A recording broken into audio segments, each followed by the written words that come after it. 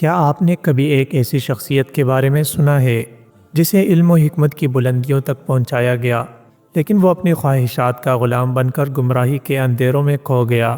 بلعام بن باعورہ کی کہانی کیا ہمیں ایک سبق دیتی ہے یا ایک چیلنج؟ یہ کون تھا؟ کیا واقعی اسے اللہ کے اسم اعظم کا علم تھا؟ اگر تھا تو پھر وہ کس طرح اپنے نفس کے جال میں پھنس گیا؟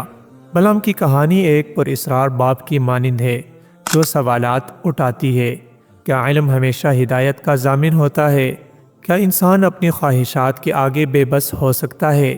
اور سب سے اہم، کیا بلعام کا انجام صرف اس کی ذاتی غلطیوں کا نتیجہ تھا یا یہ قدرت کا ایک امتحان؟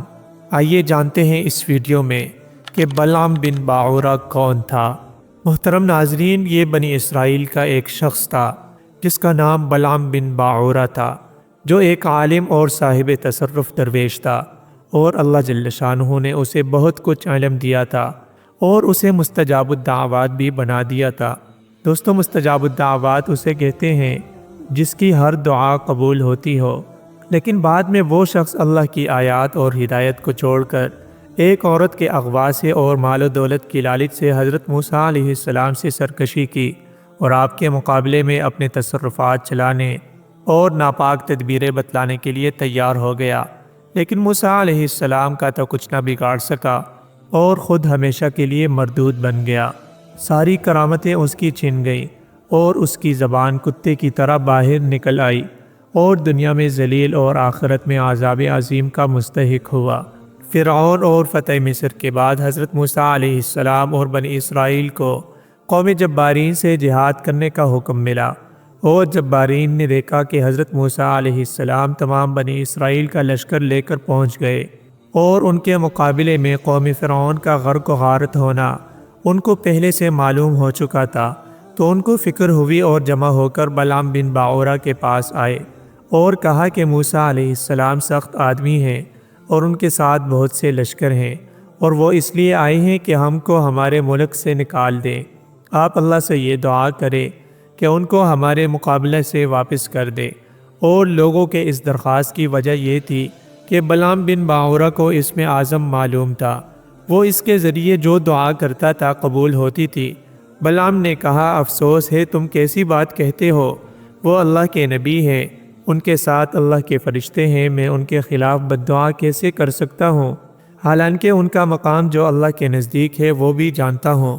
اگر میں ایسا کروں گا تو میرے دین اور دنیا دونوں تباہ ہو جائیں گے۔ ان لوگوں نے بے حد اصرار کیا تو اس پر بلعام نے کہا کہ اچھا، میں اپنے رب سے اس معاملے میں معلوم کر لوں گا کہ ایسی دعا کرنے کی اجازت ہے یا نہیں۔ اس نے اپنے معمول کے مطابق معلوم کرنے کے لیے استخارہ یا کوئی عمل کیا۔ خواب میں اس کو بتلایا گیا کہ ہرگز ایسا نہ کرے۔ اس نے قوم کو بتلا دیا کہ مجھے بد دعا کرنے سے منع کیا گیا ہے۔ اس وقت قوم جبارین نے بلعام کو کوئی بڑا ہدیہ پیش کیا جو در حقیقت رشوت تھی۔ اس نے ہدیہ قبول کر لیا تو پھر اس قوم کے لوگ اس کے پیچھے پڑ گئے کہ آپ ضرور یہ کام کر دو، اور بے حد اصرار کی حد نہ رہی۔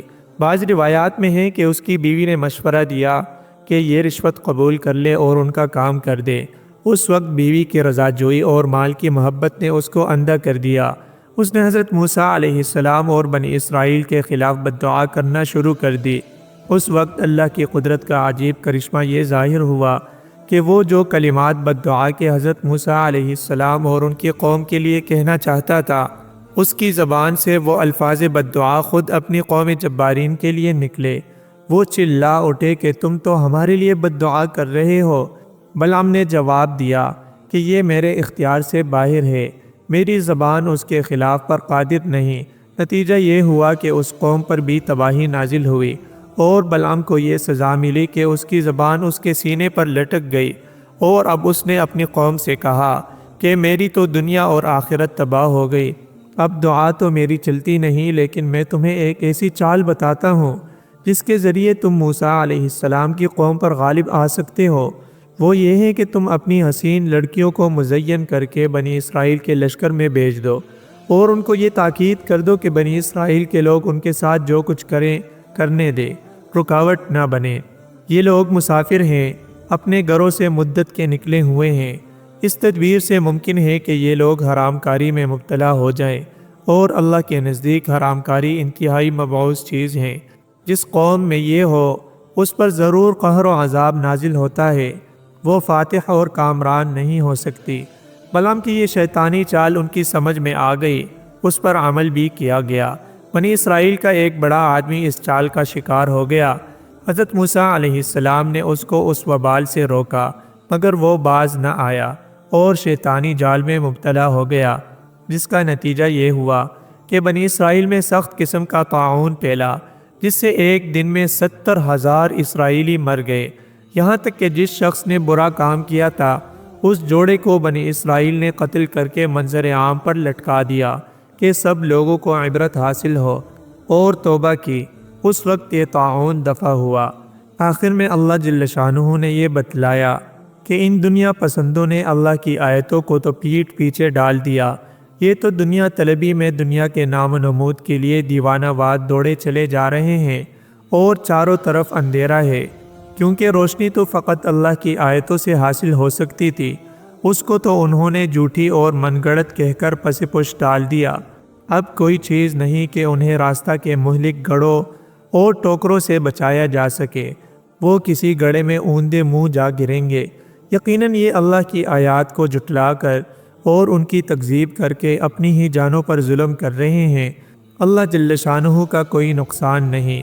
اس ہوا پرستی کی بدولت یہ لوگ دنیا میں کتوں کے مشابہ بنے، اور آخرت میں بھی کتوں جیسا معاملہ ہوگا۔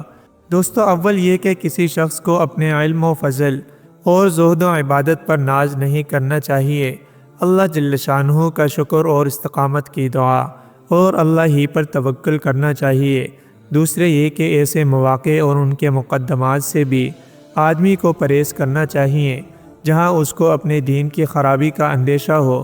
تیسرے یہ کہ مفسد اور گمراہ لوگوں کے ساتھ تعلق اور ان کا ہدیہ یا دعوت وغیرہ قبول کرنے سے بھی پرہیز کرنا چاہیے۔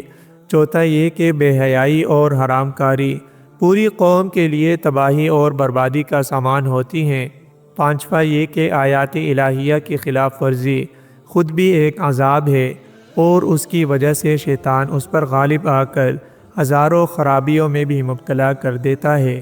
اور یقیناً اللہ جس کو ہدایت دے وہی ہدایت یاب ہے، اور جن کو اللہ گمراہ چھوڑ دے وہی لوگ خسارہ پانے والے ہیں اور ناکام اور نامراد رہنے والے ہیں۔ یہ بتلایا جاتا ہے کہ بہت سے جنات اور انسان ایسے ہیں کہ جن کو جہنم ہی کے لیے پیدا کیا گیا ہے، جن کے دل، آنکھ، کان سب موجود ہیں، لیکن نہ دل سے اللہ کی آیات میں غور کرتے ہیں، اور نہ سوچتے ہیں اور نہ سمجھتے ہیں۔ آنکھیں ہیں مگر ان سے انہیں کام کی باتیں نہیں سوچتی، کان ہیں مگر فائدہ کی باتیں نہیں سنتے۔ آدمی کی شکل ہیں لیکن جس طرح چوپائے جانوروں کی تمام سوجھ بوجھ صرف کھانے پینے اور جذبات کے پورا کرنے میں محدود ہوتی ہیں، یہی حال ان کا ہے کہ دل و دماغ، ہاتھ، پاؤں، کان، آنکھ، غرض خدا کی دی ہوئی سب قوتیں محض دنیاوی لذتوں اور مادی خواہشات کی تحصیل اور تکمیل کے لیے وقف ہیں۔ انسانی کمالات اور ملکوتی خصائل کے اکتساب سے کوئی سروکار نہیں، بلکہ غور کیا جائے تو ان کا حال ایک طرح چوپائے جانوروں سے بھی بدتر ہے۔ جانور مالک کے بلانے پر چلا آتا ہے، اس کو ڈانٹنے سے رک جاتا ہے۔ جانور جس کا کہتے ہیں تو اس کا کام بھی کرتے ہیں اور اس کو پہچانتے ہیں، اور یہ ہے کہ مالک حقیقی کو پہچانتے ہی نہیں، اس کی آواز پر کان ہی نہیں دھرتے۔ عقل، آنکھ، کان ہوتے ہوئے نہ اس کے احکام سمجھنے کی کوشش کرتے ہیں اور نہ اس کی طرف دیکھتے ہیں اور نہ اس کی سنتے ہیں، تو اس طرح یہ غافل جانوروں سے بھی زیادہ بدتر ہیں۔ پھر ان سے توقع ہدایت کرنا اور ہدایت نہ ہونے سے مغموم ہونا بیکار ہے۔